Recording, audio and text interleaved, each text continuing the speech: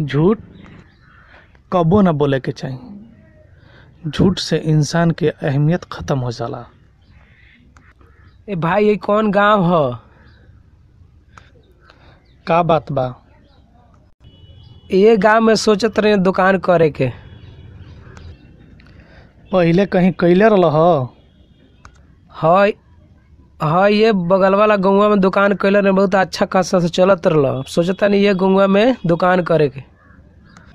वो गांव के लोग बहुत बढ़िया और अच्छा खासा रहल।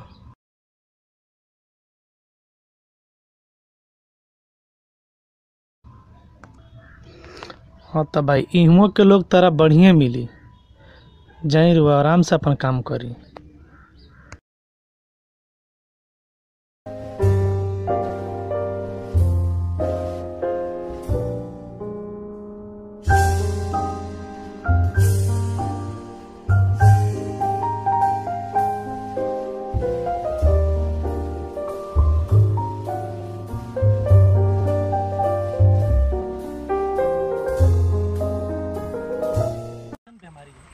जौन हर इंसान के एक दूसरे से झगड़ा लगता है। झूठ कभी मत बोलो।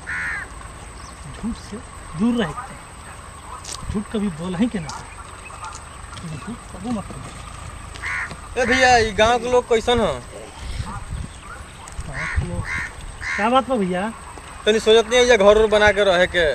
कहाँ से आयल बनी भैया? हमार तो घर बहुत दूर पड़ी। वहाँ के लोग कैसन बा? वैया के लोग नहीं सही।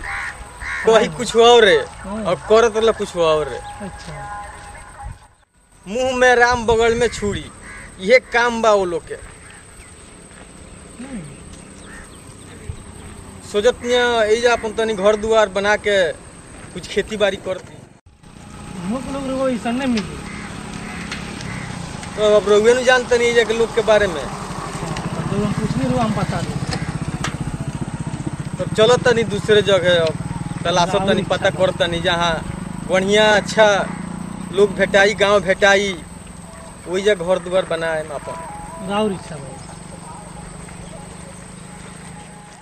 रो कहत रहनी है झूठ ना बोले के। झूठ काहे बोलनी है? कौन चीज झूठ बोलनी है बाबू? गौवा के लोगवा कैसन ह? बाबू, जौन तू सुनला ओ पर ध्यान मत दो। ई दुनिया उहे हिसाब से बा जौना हिसाब से तू देखा तारा। ई दुनिया के जितना भी डॉक्टर बाड़ लो, तारा नज़र के इलाज कर सकता लो, तारा नज़रिया के ना। आई जौना नज़रिया से तू दुनिया के देखबो, ई दुनिया वही तरह तो के नज़र आई। अगर तू केहू के अंदर सिर्फ ओकर बुराई देखे के कोशिश करबो तो तारा सिर्फ ओकर बुराई नज़र आई। अगर तू केहू के अंदर ओकर अच्छाई देखे के कोशिश करबो तो तारा ओकर अंदर सिर्फ अच्छाई नज़र आई। ई निर्भर करता देखे वाला के नज़र पर कि ऊ आदमी ई दुनिया के कौना नज़र से देखा था। जौना नज़र से ई दुनिया के ऊ देखा था, ई दुनिया ओकरा खातिर वही तरह बा।